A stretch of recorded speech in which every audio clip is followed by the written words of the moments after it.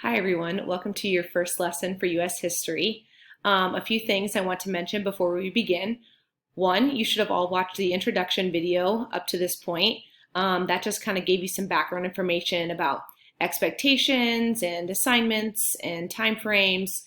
So make sure to stop this video and go check out the intro video if you haven't yet, okay? The second thing is as we progress now in our online learning, all of this information is going to be brand new.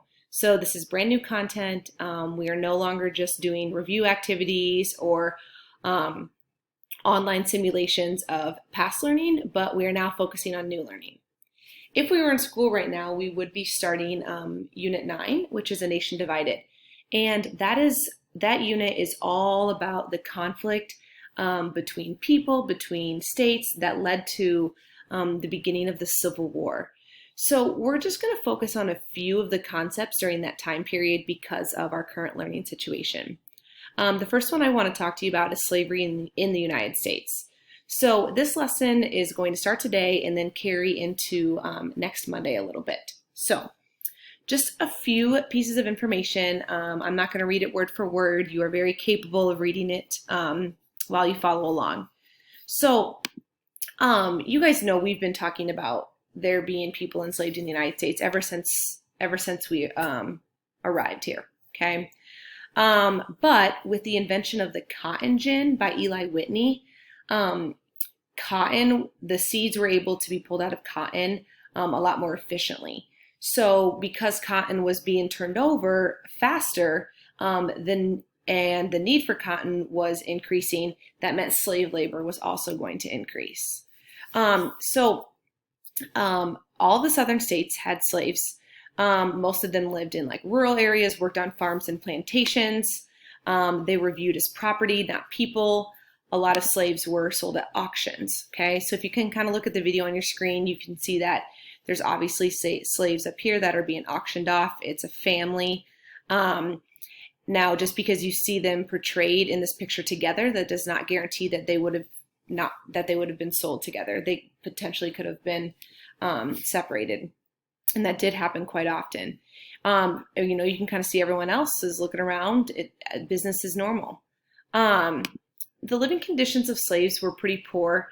Living on plantations and small cabins, dirt floors, no beds, dirty clothing. So I mean, it's definitely like rough living conditions.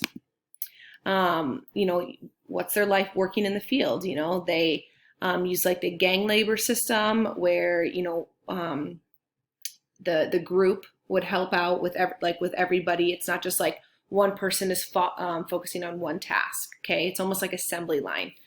And then they worked sun up to sundown. Sickness or bad weather didn't stop. Okay. You couldn't call in sick.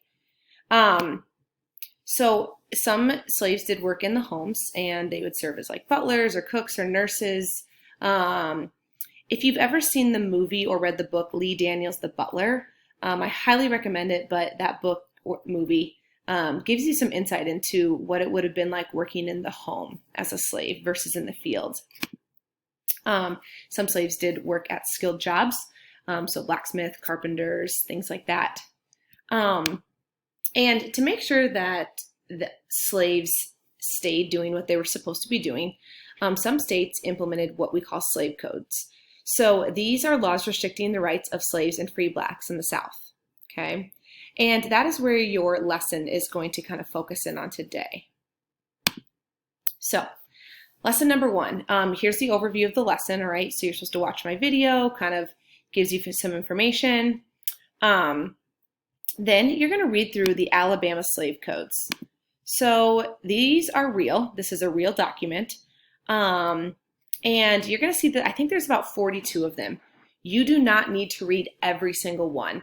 If I were you, I would read maybe 3 to 5 from each page, okay? Because you can kind of see some are a little bit longer than others. But basically, this is a list of rules, a list of regulations for slaves and free blacks in the South, what they could and could not do, what would happen if they were caught doing this, their punishments, and everything in between. So some of them might be a little higher level reading than you're used to. But some of them are going to be pretty self-explanatory. For example, look at number 31. Anyone who attempts to teach a free person of color or slave to spell, read, or write will, if convicted, be fined between $250 and $500. So that's a law that's like talking about someone who is trying to help a free person of color or a slave during that time. A lot of these other ones are going to be talking about slaves in particular and how they were restricted. Okay. I would expect that your heart may hurt a little bit when you read some of these because some of them are pretty shocking. All right.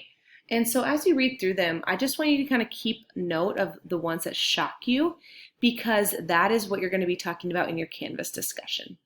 So I'm going to come back to the lesson here. It says, log on to Canvas and click the discussion section. You must include the following in your post. So the first thing is one takeaway from my video, and that's this video, the lesson video, not the introduction video. It could have been something that I mentioned from the PowerPoint. It could have been one other thing that I said. It could be something from the reading I'm about to give you. Just one thing, one takeaway, all right? Then what you're going to do is you're going to pick 3 of the slave codes that shocked you the most, and you're going to discuss them on your Canvas discussion. So I want you to think about a couple of things when you're talking about this. First off is, why did it shock you? Was it because of the law? Was it because of who the law was talking about? Was it because of the punishment if you were caught? Just why did it shock you? And also, did you feel anything besides shock? Okay. Maybe you felt sadness. Maybe you were surprised. I don't know if being surprised and shocked are separate in this case. But if there's any other emotions that you felt, make sure to talk about those, okay?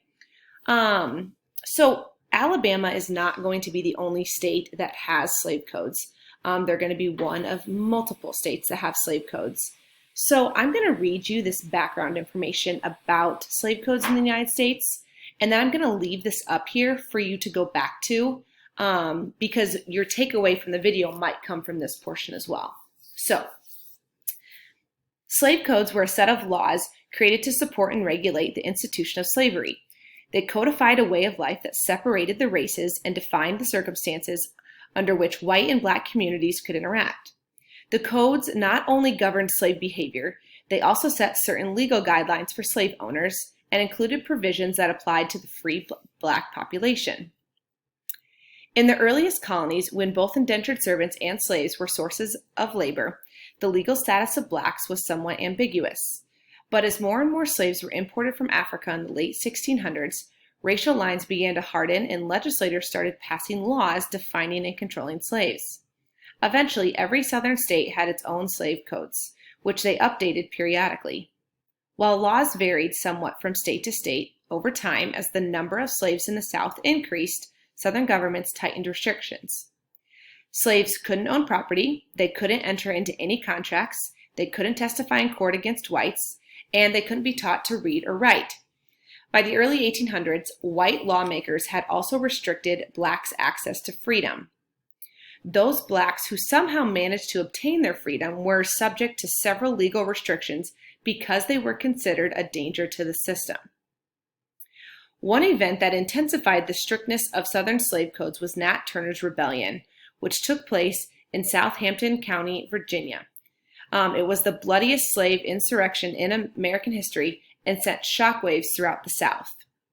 I'm going to pause here because on Monday, we are going to get into a little bit of the slave uprisings and Nat Turner's Rebellion, okay? As a result of the number of whites killed in Nat Turner's Rebellion, somewhere between 40 and 60, plantation owners became more fearful. In the immediate aftermath, whites rounded up and killed hundreds of blacks, many of whom had no connection whatsoever with the rebellion. The Virginia legislature, in hopes of solving what it saw as a life-threatening problem for whites, temporarily considered committing the state to a policy of gradual emancipation and removal of all of the Black population. The proposal was debated but voted down. And as Eric Foner says in Give Me Liberty, instead of moving towards emancipation, the Virginia legislature of 1832 decided to fasten even more tightly to the chains of bondage. They chose to tighten their control by making their slave codes even more onerous. Alabama and other southern states soon followed suit.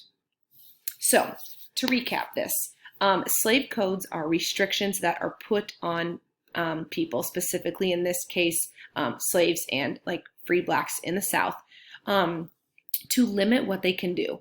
Not just limit, where they can live or how they can work, but they limit who they can come in contact with, what they can and cannot own, where they can and cannot go, and everything like that.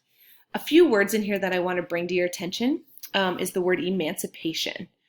Some of you may have heard of the document, the Emancipation Proclamation, and we will talk about that. But the word emancipation means freedom. So we'll get into that a little bit more. But as for now, what I want you to do is read through the Alabama slave codes and prepare your Canvas discussion. This Canvas discussion, again, should have one takeaway from this video, and then discuss 3 of the laws that shocked you. You do not need to write out all 3 laws exactly. You are more than welcome to copy and paste them in there or just put their number. So like slave code number 5 and 20 and 33 were the ones that shocked me the most. And here's why. Okay. It's up to you. I just want you to kind of engage in this and maybe just a little bit kind of step back in time and envision yourself as you are, as a teenager, no matter your background, living in this time period where people in your community who were enslaved and free, what their lives would have been like to be this restricted, okay? Or you as an outsider looking in, maybe what you would have thought, okay? So just take a step back. That's the purpose of this, and really explore some of these codes and give some thoughtful explanation. I ask that your post is done by Friday at midnight. That way, over the weekend, students can respond to you. So I'm going to ask that you have your post done the day, within the day that you watch this video or do this lesson, no later than Friday at midnight. And then make sure you respond to a couple classmates. There will be some guidelines with that when you get into Canvas. So if you have any questions, the code word for this lesson is cactus. So make sure that if you're going to email me, you put the word cactus in the subject heading. It's the same code word as it was in the intro video. So I know that you've watched this video fully. All right, I will talk to you later.